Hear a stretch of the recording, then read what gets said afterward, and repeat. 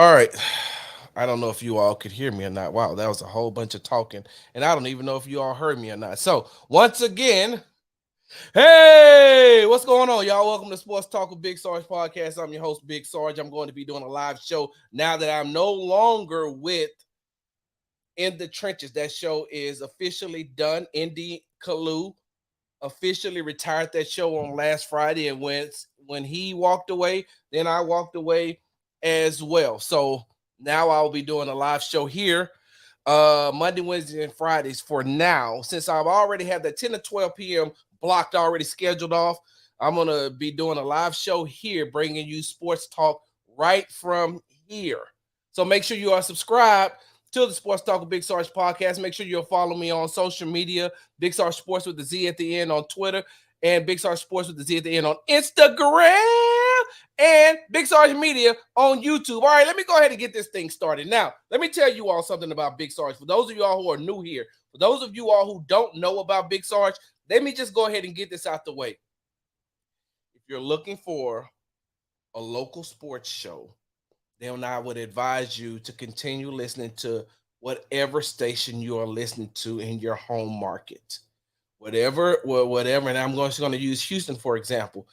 If you're looking for strictly Astros, Rockets, and Texans talking now with the Roughnecks, U of H, if you're looking for strictly local talk, I'm not your guy. I'm not your guy if you're looking for just local sports talk. But if you are looking for a sports show that has a local sports show, because I am located in the city of Houston, but if you're looking for a local sports show with a national feel, that's right here. This is the spot to be. This is where I need all of you all to be once you get that alert that Big Sarge is on. All right, so let me start out by saying this. I am a credential media member. I cover the Astros, the Rockets, and I cover the Texans. And now I will be covering the Roughnecks as soon as the XFL starts. And that's for those of you all who do not know me. I am a veteran of the United States Army. I'm a mental health advocate. I am um, a mental health advocate, a veteran. I'm a widower. I am just a genuine down home person.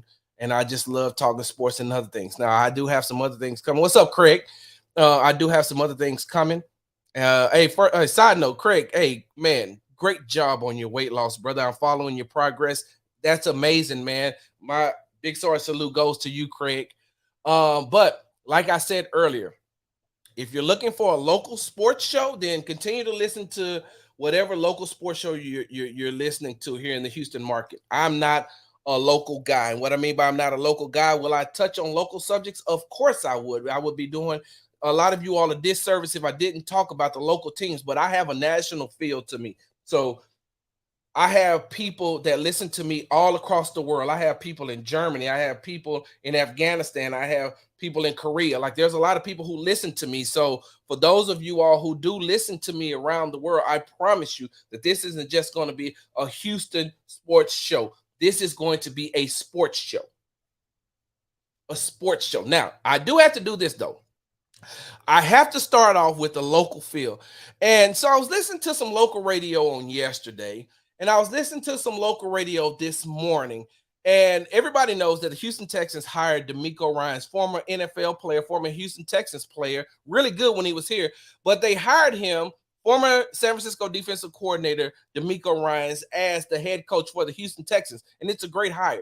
But I heard yesterday, and I heard it aggregated and regurgitated today, that asking, was DeMeco the right hire? And if he wasn't the fan favorite, if he wasn't a local guy, if he wasn't a local name, and what I mean by local, like everybody's a name, he's easily recognizable, would he have still gotten the job with the Houston Texans? Hell yes. What are we doing here? Well, maybe the Houston Texans may have went, offensive and went with Shane Steichen, the new head coach of the Indianapolis Colts, if DeMeco Ryans' name wasn't a local name. Hell no. DeMeco Ryans has and will always be the right hire for the Houston Texans. He is the right hire for the Houston Texans right now. I don't understand why we're even asking this question. Now, I do get it and I understand it. Shout out to those guys, those media guys who asked that question, who, they got time to fill, they got to create content. So I get all that. You have to. But if we're breaking it down, Jonathan Gannon was not, excuse me, the right call for the Houston Texans. He wouldn't have been the right call for the Houston Texans. Shane Steichen wouldn't have been. None of those other coaches outside of D'Amico Ryans would have fit in with the Houston Texans organization and what they're trying to do. Not only is D'Amico Ryans a household name that's going to get fans butts in seats, but he's good at what he does. He's good at what he does. And one thing that you will learn, I don't know how many of you all have ever been involved as far as being in leadership role. I don't know how many of you all have ever been in a leadership role, but if you've ever been in a leadership role, you know a couple of things. One, in order to be a good leader, you have to be an effective listener. That's the first thing. Two, in order to be an effective leader, you're only as good as the people you lead. Meaning that if you are a leader of people, then that means that you also got to listen to people. You also got to have good people around you. You also got to have smart people around you. I've told this story before, and I'll say it again. When I was in the Army, the one thing that I used to do with my troops is when it was time to complete a mission. We got a mission every day. Excuse me. What we would do is we would go into the conference room. I would remove my rank, set it on the table. My subordinates would remove their rank, set it on the table. Now we're not talking. You're not talking to Sergeant Bearfield. What you're doing is you're just talking and figuring out how we're going to get this mission complete. So I'm listening now. I'm trying to figure out what you all want to do. How can we get this mission complete? And I'm talking about sitting in front of people that could have been my children. So I'm listening to this, but sometimes they have a more effective way. Sometimes they're way smarter and can get it done in a more effective way than I can. So what D'Amico Ryans is doing is putting smart people around him, especially on the offensive side of the ball. So he has, and he always will be, the best person for the job right now. Steichen wouldn't have been able to get it done. Gannon wouldn't have been able to get it done. These other coaches, Frank Reich wouldn't have been able to get it done.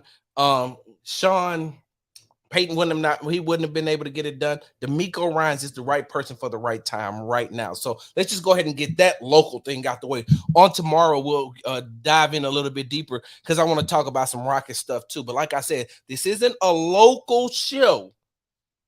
This is a national show with a local feel. I don't even know if I could use that or not. All right, moving on. My wife, right? My wife, I love her to death. She know I loves her to death. My wife is by far one of the biggest Green Bay Packers fans I think I've ever met in person. Like, I don't think I know anybody else. Well, Craig, I know you love the Packers as well, but I don't think I know anybody else personally who loves the Packers more than my wife. And when I say she loves the Packers, I'm talking about loves the Packers. I remember we went to Lambeau Field 2 Christmases ago for a Christmas gift. She had never been to Lambeau Field, but she loved it. She loved going out there. So my wife is a huge Green Bay Packers fan. So I've seen my fair share of Green Bay Packers games. Like, I've watched more Green Bay Packers games since we dated and got married than I would like to. I'm a Dallas Cowboys fan. So what I watch for, I'm only watching the NFC East. I only want to see what's going on with the NFC East. But because I love my wife and my wife is a diehard football fan, she watches Green Bay, Minnesota, Detroit, Chicago as well. So I've watched every game of the Green Bay Packers the last 3 years. I know for a fact that I have. So with that being said, I don't want to say that I'm a subject matter expert, but what I will say is this. I know a little bit about Aaron Rodgers. I think I know just a tad bit about Aaron Rodgers. And with him getting ready to go on this sabbatical, hey, Aaron, I think you should stay your ass in the darkness. Hand over heart. We'll talk about why I do hand over heart later on down the line. Aaron Rodgers, you're about to enter into the darkness. You should stay in the darkness. And if I was the Green Bay Packers, you know what I'd do while you locked yourself up in that room in the dark? You know what I would have done? Or what I would do if I was the Green Bay Packers? I would pack up your entire locker, your entire existence at Lambeau Field and set it outside the door. I get it. I got it. I understand. It is almost blasphemous to talk about a quarterback like Aaron Rodgers. I get it. I got it. Let's look at Aaron Rodgers last season. 3,695 yards passing, 26 touchdowns, 12 interceptions. Okay. That's not good numbers for a quarterback of his caliber. No 300 yards, no 300-yard passing games. His best game was 291 yards passing in a loss to the Detroit Lions, 15-9, where he threw 1 touchdown and 3 interceptions. All right, cool. Everybody has their down year. I got it. They were 8-9, right? 8-9, and they lost to Detroit their last game when they were playing for a playoff position, right? One game he had 3 touchdowns passing this year. 1. And that was against the Dallas Cowboys when they came back and defeated the Cowboys. Yes, that did break my heart. All my wife could look at me and say was, it's going to be okay. And I'm saying, hell no, it ain't going to be okay, because this is what the Dallas Cowboys do. Dallas Cowboys were up on them. Dallas Cowboys up on Jacksonville Jaguars. Dallas Cowboys, you know what? This ain't a Dallas Cowboys. This ain't a Dallas Cowboys show. Let me stop. We'll talk about Dakota Prescott another time. Aaron Rodgers, though, right? So we talked about his numbers for this season, a down season, a season where they did not make the playoffs. Some would say Aaron Rodgers didn't have no weapons on offense. Well, if I'm not mistaken, he had two hell of running backs in the backfield. Aaron Jones finished the year with 1,121 yards rushing. A.J. Dillon had 770 yards rushing and 7 touchdowns. Now, people are going to say, well, that's cool, Sarge. That's cool. We can talk about the weapons that he had in the backfield, but what about the weapons that he had as far as wide receivers is concerned? I'm glad you asked. One of the reasons why Aaron Rodgers does not have the great wide receivers like everybody thought he should have is because of him. It's Aaron Rodgers' fault. What he's doing right now with this sabbatical is the reason why Davante Adams plays for the Las Vegas Raiders and not the Green Bay Packers. Who wants to play on a team where it's all that uncertainty? When after every season, you got to figure out, damn, well, is Aaron coming back or is he not coming back? Like, what am I supposed to do? What am I supposed to do here? I don't know if Aaron is coming back or if he's not coming back. That's how you lost an all-pro wide receiver, is because of Aaron Rodgers. Now, once again, take your ass into the darkness, hand over heart. Take your butt into the darkness and stay in the darkness, right? So he said he had no wide receivers. He lost Davante Adams because of uncertainty. He lost MVS. We like to call him MSNBC in my house. And it's crazy because when the Houston Texans played the Kansas City Chiefs this past season in the locker room, I said, Valdez Scantling, I said, hey, you know, we call you MSNBC in my house, but you're one of my wife's favorite wide receivers, right? So they lost MVS. MVS being lost was because of what? Money. Who is taking up the majority of the money of the salary cap? Oh, ding, ding, ding, ding, ding. Aaron Rodgers. So we keep talking about the root of this problem is Aaron Rodgers. So no Davante Adams, no MVS. Allen Lazard wants out as well. The only way they're going to keep him, they're going to have to franchise tag him. And I don't know how they're going to franchise tag him. And if they lose him, guess where he's thinking about going? Following Davante Adams to Las Vegas. The only person who does not have a say-so is rookie wide receiver Christian Watson, who, by the way, after that Dallas Cowboys game, how the hell we keep coming back to Dallas, Sarge? I don't know. But after that Dallas Cowboys game, he found himself rising above the rest.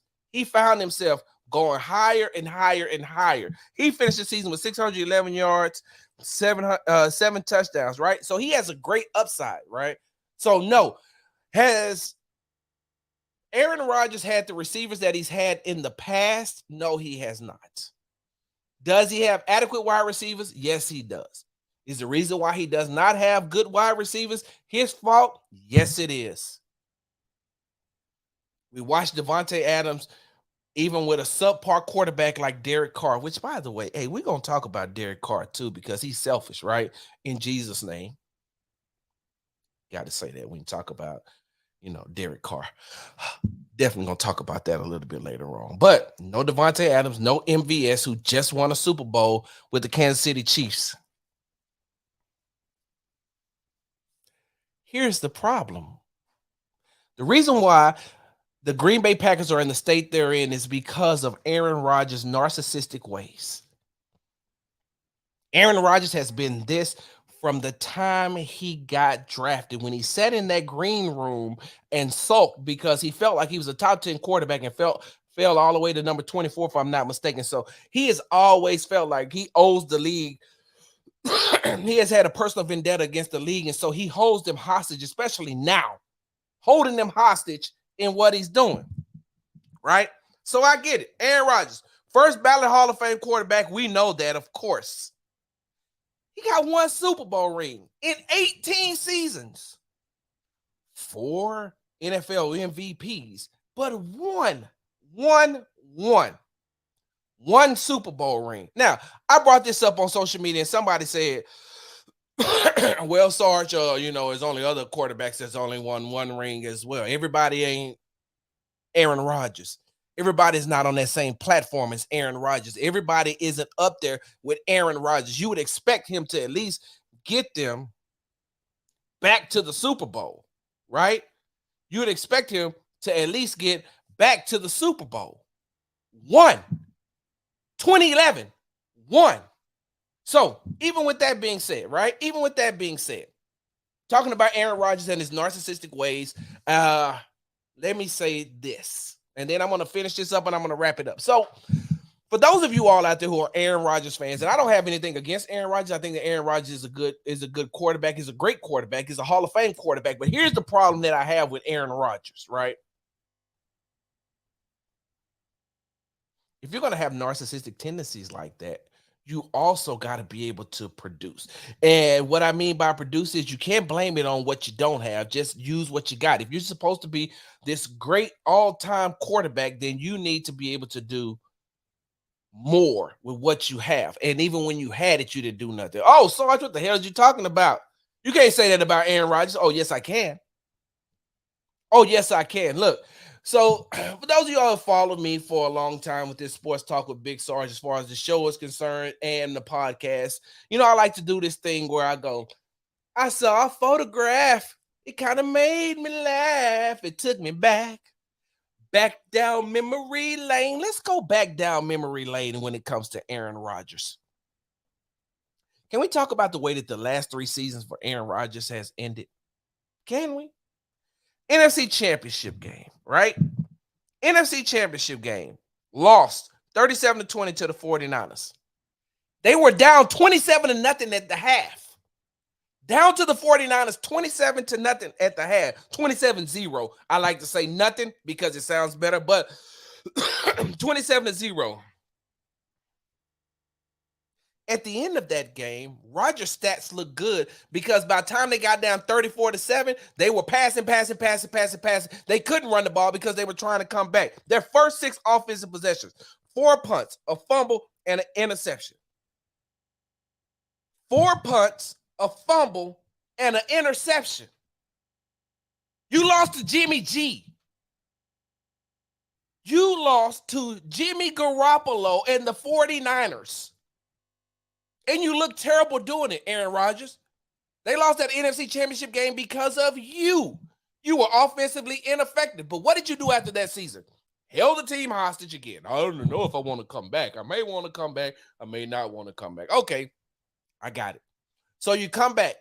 Lead them to the NFC Championship again. Y'all lost 31-26 to Tampa Bay, right? Anybody remember how that game ended? Anybody remember how the NFC Championship game between the Green Bay Packers and the Tampa Bay Buccaneers, the year the Bucs won the Super Bowl? Y'all remember how that game ended? Now, most of you all will remember that they kicked a field goal, and Aaron Rodgers was pissed off about that, and he did not like he threw his head coach under the bus and did not understand why they didn't go for it on 4th down. Well, Aaron Rodgers, you had 3 plays from the Tampa Bay 8. You threw an incomplete pass to Alan Lazard. You threw an incomplete pass to Devontae Adams. Stop right there. This is where it gets interesting. Now, I just told you that he got embarrassed in the NFC Championship game to the 49ers. Now you're in the NFC Championship game against Tampa Bay. Who remembers what happened on that play where he tried to force the ball into Devontae Adams? I do. Hey, raise your hand if you do. If I can't see your hand, I do. All Aaron Rodgers had to do was run the ball in. That's it. Jason Pierre-Paul was coming at him at an angle, but there's no possible way he was going to be able to stop Aaron Rodgers from running into the end zone. And what did Aaron Rodgers do? Aaron Rodgers tried to force the ball into Devontae Adams. Third down comes, another incomplete pass to Devontae Adams. They kick the field goal. I get it. I understand. I can understand why. But one NFC Championship game they lost because you were ineffective and you couldn't get your team into the end zone until the third quarter. You were responsible for the 4 punts. You were very ineffective. You looked ineffective in that game. The second NFC Championship game that you went to, instead of running the ball, and I wouldn't have had a problem. I wouldn't have had a problem with you trying to force the ball into Devontae Adams if I hadn't seen you run that same play and run the ball in the end zone on numerous occasions before. I seen you run that ball into the end zone during the season. But this time you tried to force the ball into Devontae Adams. And I'm saying to myself, just run the ball. It's wide open. You got the corner of the end zone. And even if you don't, guess what? You got 2 players in the backfield that on the next play, y'all can just hand the ball off and drive the ball in. But you tried to force the ball into Devontae Adams. 2 NFC Championship losses, your fault. I'm sorry. Y'all can get mad at me all you want. It was his fault. It was his fault. Now, we got it. NFC Championship game. Cool. All right. Aaron Rodgers does what again? Holds the organization hostage again.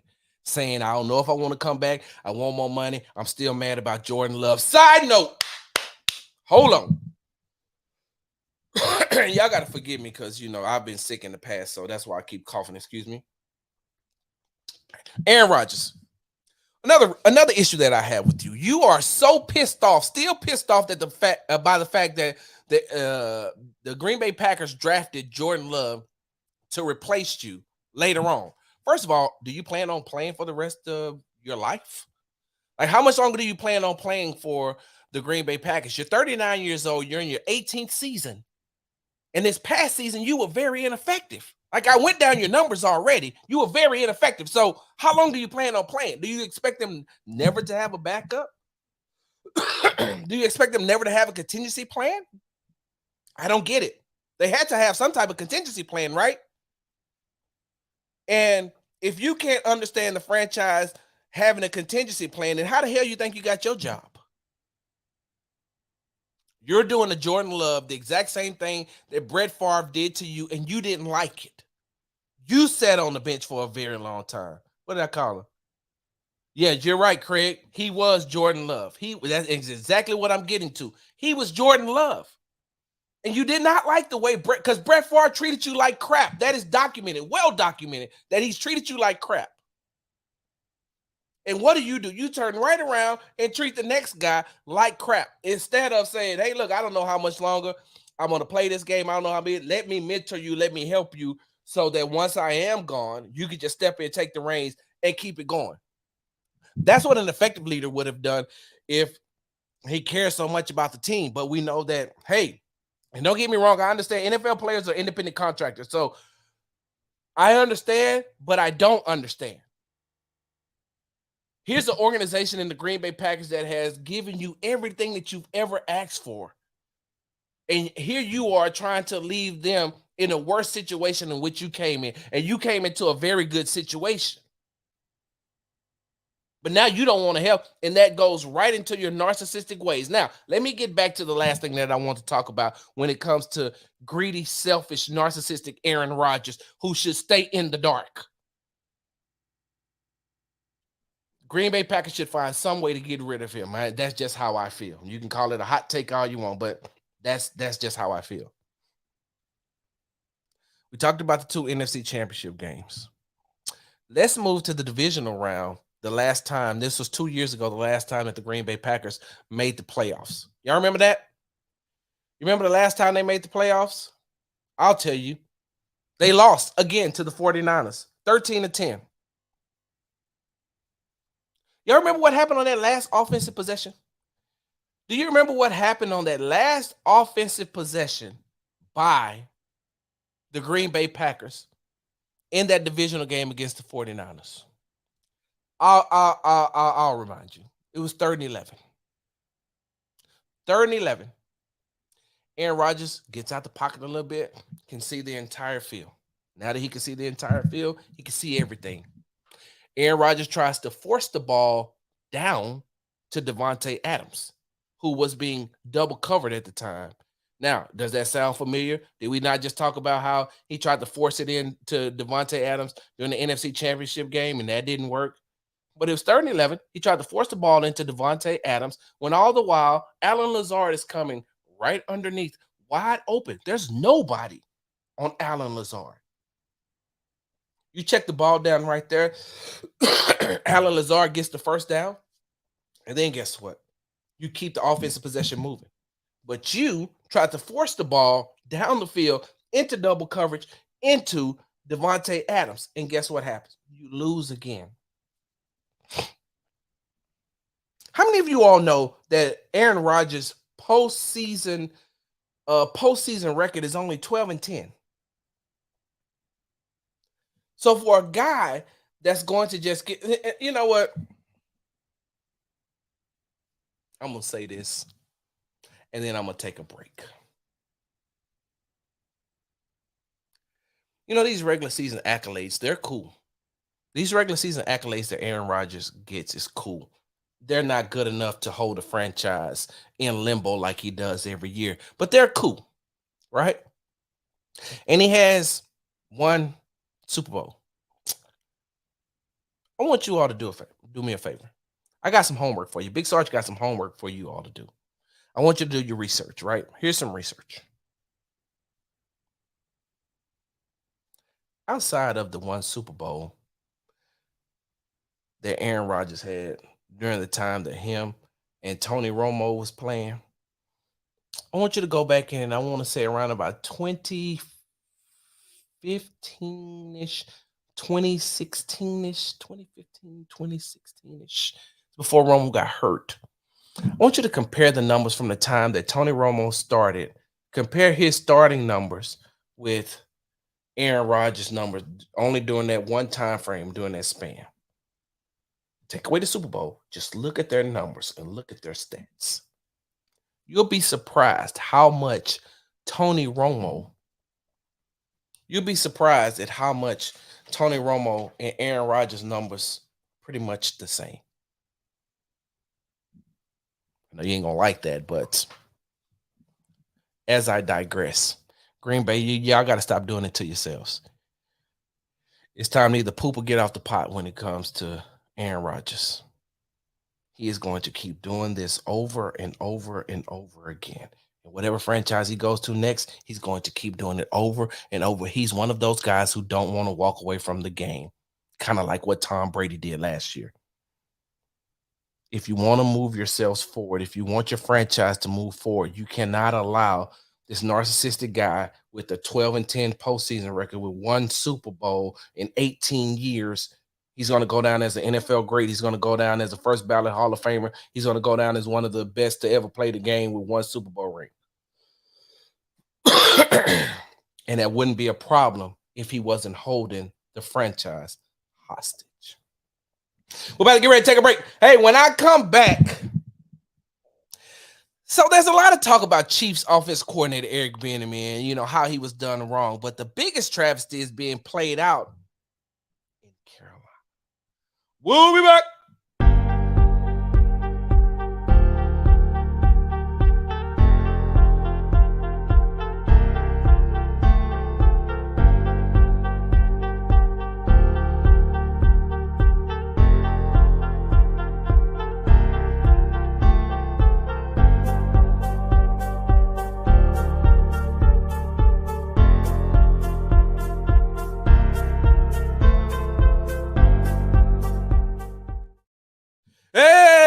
Welcome back. You're tuned into the Sports Talk with Big Sarge podcast / live show that I will be doing here. For those of you all who are just joining me, I will be doing this on a consistent basis from 10 to 12. And I want to do Monday, Wednesday, and Fridays like I used to do on In the Trenches with Indy Kalu. I want to do Monday, Wednesday, Fridays from 10 to 12. I'm going to have to, mess around with that a little bit, especially with baseball season about to start. And because I do cover the Astros and I have to continue covering the Rockets, plus the Texans are, about to get into their offseason stuff. Don't get me wrong. You will get a show. You will get a show. Maybe, until I can get my schedule down pat. But I'm going to promise you a show 3 days a week. And when come April, what I have going on in April, you going to get it just a little bit more. All right. Make sure you follow me on all social media outlets. Big Sarge Sports with the Z at the end on Twitter and Instagram. You can find me at Big Sarge on Facebook. Make sure you subscribe to the Sports Talk with Big Sarge podcast. All right, so before I went to the break, I told you all that Chiefs offense coordinator Eric Bienemy was done wrong, but the biggest travesty is being played out in Carolina. The biggest travesty is being played out in Carolina. Wait a minute. Hold on, I just got a message. I was having a good day until you brought up the comparison between Rodgers and Romo. Hey, Craig, man, I'm sorry. It's like, this isn't my opinion, though. It's just facts. Like, if you could look it up, it'll be right there. But a lot of people are up in arms about how Eric Bienemy has missed out on the head coaching cycle again, especially with the hires of Shane Steichen and Jonathan Gannon, both the coordinators who came from the Philadelphia Eagles, one being an offense coordinator, one being a defense coordinator, one getting hired by the Indianapolis Colts, and one being hired by the Arizona Cardinals, which closes out the hiring cycle right now. So I get it. I definitely understand. Eric Bienemy, and I put this out in the video and I'll say it again. He does not, I know this for a fact, he does not have great interviewing skills. His interviewing skills are horrible. And I've been told that by more than one person. He has he's not a very good public speaker. And when you're not a good public speaker like that, sometimes the way you're used to talking and the way you're used to acting, you can't code switch. We call it code switching in the industry. Like, I could be talking to y'all like, hey, man, what's the deal, bro? What's going down? But, if I have to code switch, I'll get in front of somebody and be like, hey, how you doing, Brian Bearfield? Oh, most definitely. I can definitely understand why, someone will look at that problem and see it that way and not be able to offer a solution. Like, it's just what it is. Some people can code switch, some people can't. And unfortunately, I want to say, even if we're going to move, let's just push race to the side. Eric Bienemy isn't able to code switch. He isn't able to sell himself like he can, even though he has the credentials and the resume to be able to get a head coaching job. Now, throwing race back in it, if Eric Bienemy was a white guy, he would already have had a head coaching job because they would consider him one of the most brilliant minds in the world. Two people that work with Eric Bienemy got jobs, right? They got jobs and they never called to play. So I get it. I understand. Do not get me wrong. There is a lot at play when it comes to Eric Bienemy. There's a lot. You can throw race in there as a factor, of course. You could throw the code switching and not being able to be the salesman. You could throw a lot in there when it comes to the hindrance of Eric Bienemy getting a job. But we talked about Eric Bienemy for a lot. We spent a lot of time talking about Eric Bienemy. But there's a travesty going on in Carolina that I think that some people just turned a blind eye to. I think that a lot of people turned their heads when it came to this. There's a bigger travesty that's going on. And I'm going to be honest with you. I am going to be 110%. I did not see this coming. I did not see what happened in Carolina coming. Like, there were hints of it, but I was like, no possible way. Because I've always thought that David Tepper, the owner of the Carolina Panthers, who used to be part owner of the Pittsburgh Steelers, and if for those of you all who know, Pittsburgh Steelers was one of the, was the organization who started the Rooney Rule. Look that up. But I always thought that David Tepper was different. Not because of the person he replaced in Jerry Richardson, because that wasn't hard to do. Former owner of the Carolina Panthers, Jerry Richardson, who had to sell the team because he had sexual and racial allegations brought up against him. I mean, there was a story. Go back and read the story of Jerry Richardson, and when he used to ask women, when they used to wear jeans, oh, I bet you had to jump up and down to get into those jeans. When he used to, wanted once women got into his car and they were going somewhere, he made sure he vehemently wanted to put the seatbelt on so he could rub across the women's breasts, allegedly. There was a lot of racial things that was said. So it wasn't hard to replace Jerry Richardson as an owner because, from what's being reported, he was just a bad guy. And David Tepper came in, and I was like, okay, here's a guy that I thought would have been a whole lot better, right? But he fooled me. He fooled me. And I started to see him fooling me when he hired Matt Rule. Now, for those of you all who have been following me, you all know that I call Matt Rule Bill O'Brien Jr. And the reason why I call him Bill O'Brien Jr. is, side note, hey, you remember when Bill O'Brien left the Patriots and got the head coaching job at Penn State? And then after he got the head coaching job at Penn State, a couple of years later, he got a head coaching job with the Houston Texans. And I said to myself, what the hell has Bill O'Brien done to get a head coaching job? Oh, well, that's because a lot of people like the way that he handled the situation at Penn State when it came to all those Sandusky and Joe Paterno and, that whole scandal. Look that up. I don't have time to rehash it. Just look it up. That whole Penn State scandal, Bill O'Brien came in, was able to keep some of the players there, was able to right the ship. And I get that part. I got it. I understand. Hold on. I understand that he came in and he did an excellent job at being a people person. What the hell did he do on the field? Bill O'Brien didn't produce any big-time wins. Bill O'Brien didn't produce any big-time wins when he was at Penn State. They didn't even hardly play any of the big-name schools. Yet, he was able to get a job after handling that Penn State situation in the NFL. Now, Bill O'Brien Jr., Matt Rule, had the same situation coming into Baylor. Everybody knows what went on at Baylor. Everybody knows what Matt Rule was designed to do coming from Temple. He was assigned, to come in and to clean up that situation at Baylor. Great job. I'm not knocking you. It's a great job, right? Great job you did coming in, especially with a team that was broken. That players who transferred, you got some players to stay, but a lot of players transferred out, but you stayed there. And in the third year you was there at Baylor, y'all went 11-1. You went to the Big 12 championship game, lost to Oklahoma in Jerry's World. I was there. So first 2 years, didn't expect anything. Third year was kind of unexpected, but for you to get Baylor where it was, I get it. But you follow right in the footsteps of Bill O'Brien because you didn't have any big name wins. There wasn't any big time wins for Matt Rule when he was at Baylor. Like he followed in the exact footprints, he followed the blueprint of Bill O'Brien. Go back and look at his record against ranked teams when he was at Baylor. Let's exclude the first 2 years. Let's just look at the 11-1 year. Go and look at his record against ranked teams. He did not have a good job.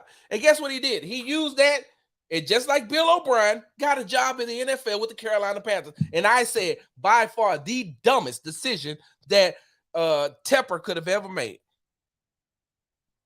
I could not believe that David Tepper would hire a guy like Matt Rule. Somebody who hasn't proven anything except he can come in and talk to kids in college. So we got it. All right. I got it. Sat there and I said, I'm going to watch because it's funny to watch. It's funny when you watch things play out in real life and you say, this guy ain't going to be no good. And I told a Carolina Panthers fan this many of them. And for those of you all who will hear this, because this is an audio program as well, I'm using my fingers like 2-3 of them. I said it wasn't going to work out. So they fired Matt Rule after he won 1-4 this past season. And then they brought in Steve Wilks. Steve Wilks took over the job, went 6-6, had them contending for the NFC South title against the Tampa Bay Buccaneers. But Steve Wilks was also playing with his hands tied behind his back. You give him a team that's already 1-4. Then you go out and you get rid of the best offensive player on the team in Christian McCaffrey. You send him to the 49ers. Then you bring in Baker Mayfield, a quarterback who needs more psychological work than he does film study. You bring in a battered quarterback who has mental, and I don't listen. When I say mental issues, I'm not talking about him personally. I'm only talking about from a football aspect. Mentally, you could tell Baker Mayfield had checked out a long time ago. Steve Wilks goes 6-6, uses Deontay Foreman to get back to where they need to be. And I got that part. That's cool. What he did with Deontay Foreman and helped them contend, he kept that team above water and still kept them relevant. And what the hell did David Tepper do at the end of the season? Hire Frank Reich, the former head coach of the Indianapolis Colts. Now, how the hell you go out and you hire Frank Reich? Frank Reich got fired by Jim Irsay. Yes, that Jim Irsay. That Jim Irsay who just at the press conference to introduce the new head coach looked like he was drunk or high. Looked like he had taken some type of substance before he came to the press conference. That Jim Irsay. That Jim Irsay who went out and got a former player who was being a TV analyst and brought him in and made him an interim head coach for the end of the season. That Jim Irsay. Frank Reich got fired by that guy. And then you bring him on to the Carolina Panthers and you don't even like Steve Wilks. Steve Wilks, a coach that the players respected, a coach that kept the Carolina Panthers relevant, a coach who almost won his division even after a 1-4 start, a coach who gave his all, and then you just say, no, I really appreciate it, Steve, but we're going to bring in Frank Reich. And I said to myself, what the hell is going on here? I thought David Tepper was supposed to be smarter than some of these other guys. I thought, like, there's really no difference between David Tepper and Jim Irsay to me. Not right now. Come on, y'all. We know how this thing goes. So while we're looking at Eric Bienemy, what we really should be looking at is what the hell's going on with the Carolina Panthers and why this African-American male did not get an opportunity to coach this team. What did he do wrong? What did he do wrong? What did Steve Wilks do wrong where he did not get the job with the Carolina Panthers? And you go and you get a guy who was fired and you bring him in and then you talk about all the wonderful things that you're going to do. And I'm here to tell you right now, David Tepper, in 2 years, maybe even 3, probably 2 though. You may give him 2, but by that 3rd year, you'll be looking for a new coach. Because Frank Reich isn't it. And you don't have the draft capital or the players to be successful, even in a weak NFC South division. Even in a division that should be wide open. But I think that, matter of fact, I think that the Atlanta Falcons is going to be winning that division a lot now. And when Atlanta isn't winning it, I think that New Orleans, once they can get everybody back healthy and get everything going, they're going to also contend. So all you're doing is doing what? Nothing. So the travesty isn't that Eric Bienemy isn't getting a job. The travesty is that Steve Wilks didn't get a job. Now, I meant head coaching job. He's the San Francisco 49ers defensive coordinator. He replaced D'Amico Ryans once D'Amico Ryans took the head coaching job with the Houston Texans. But still, he should have been the head coach of the Carolina Panthers. But yeah, David Tepper. Just really trying to figure out what it is you're doing. All right, I'm about to get ready to get up out of here. But for those of you all, and I keep saying this over and over again, for those of y'all follow me, you know how we do it. All my Vietnam veterans, welcome home. Germany, good night. All my active duty military personnel that's downrange, good night. It is now time for Big Sarge's Article 15. JuJu Smith-Schuster, come get this work, bro. Timeout. On Valentine's Day, right? The day of love, when you decided that you were going to troll the Philadelphia Eagles defensive back, the one who got the holding penalty against you that kept the drive alive in the Super Bowl at the end of the game. You decided to troll him, JuJu. See, in order to be able to troll JuJu, you got to also be effective, right? You got to be effective. Now, I get that you had your 6-7 catches for 53 yards or whatever the case may be.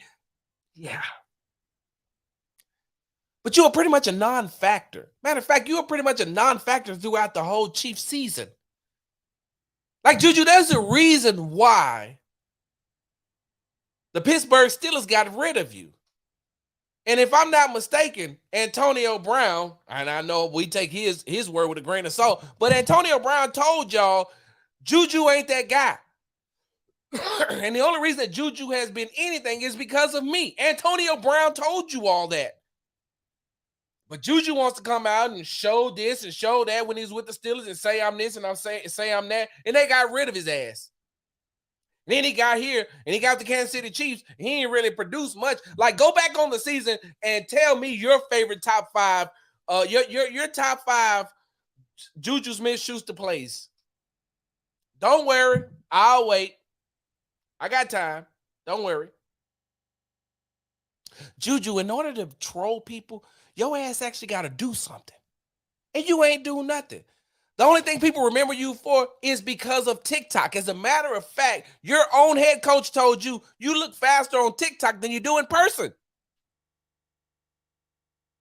Ain't nothing, no difference between you and Patrick Mahomes' little brother. Y'all TikTok stars, except you actually get paid to play in the NFL. But for you to go out and troll somebody, bro, you of all people, like, you should have definitely been the one that took the ring and just said, I'm going to move on. Hey, I'm good right here. Thank y'all. I appreciate it. Thank you. I'm going to take this ring and see if what I can do with it. See if I can parlay getting a 2-3 year contract somewhere else. Let me see if I can go fool somebody else into taking me. Because you didn't do nothing, JuJu. Like, you were irrelevant throughout the whole season. And the only reason you even got the catches that you got is because McCole Hardman was hurt. If McCole Hardman would have played the game, JuJu, you wouldn't even, there wouldn't have been no use for you. Just like it was no use for you through the season. Out here trolling, bro? Come on, man. Take it to TikTok, bro. Invent a new dance. Do something. Call Ice Spice and Spice Ice or whatever that young lady's name is. I don't mean to disrespect her. I really don't know her name because all I know is her song is called A Munch. So Ice Spice, Spice Ice, young lady, I'm not trying to disrespect you. I just don't know your name. But I think that JuJu needs your help. Help him come up with a new TikTok dance so he can become relevant again, because the only time people ever remember JuJu is for his antics and not his play on the field. Nobody can ever go back and say, damn, JuJu had an outstanding nothing if it wasn't for somebody else. You've been tuning into the Sports Talk with Big Sarge podcast / live show. We're going to do this thing again. I'm going to do this thing about 3 times in a week. And I got some very, very big plans coming up this soon. I'm on my way out to a meeting right now. Man, I appreciate y'all. Thank you all for everybody who joined me online on social media. For those of y'all who are going to see this, and please know that there are guests coming. I just want to make sure that I got something out there so you all could remember me. Now it is time to go into the darkness like Aaron Rodgers. I'm out.